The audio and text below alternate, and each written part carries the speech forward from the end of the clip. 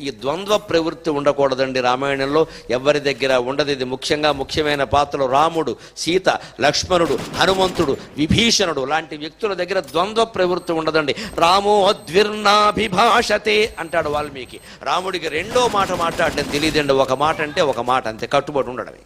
రెండో ఆలోచన చెయ్యడు ఆయన. సుగ్రీవుడికి అది ప్రవృత్తి కాదు. అందుకే ఈయన భయపడ్డాడు. ప్రపంచమంతా తిరిగాడు. చివరికి ఋష్యమోకంలో రక్షణ దొరికింది. అంటే మనకి రక్షణ మన మనస్సులో దొరుకుతుంది, మన ఇంట్లో దొరుకుతుంది, మన వాళ్ళ దగ్గరే దొరుకుతుంది. ముందు మన మనస్సులోనే దొరుకుతుంది. బయటికి వెళ్ళి ఎక్కడో తాపత్రయపడాల్సిన పని లేదు, ఆందోళన చెందాల్సిన పని లేదు. ఇది సుందరకాండ మనకు కలిగిస్తున్నటువంటి అభయం. అయిపోయిన తర్వాత ఇంకొక విశేషం. సుగ్రీవుని ఆజ్ఞ తీసుకున్నారు. వానరులందరూ సముద్ర తీరానికి చేరారు, దక్షిణ సముద్ర తీరానికి. కొన్ని వేల మంది వానరులండి. అంతా ఇలా ఇలా ఇలా ముడుచుకుని ఇలాగా చూడండి, టీవీల్లో చూపిస్తుంటే పెంగివిని పక్షులను ఉంటాయి, ఇలాగ బుడి బుడి నడక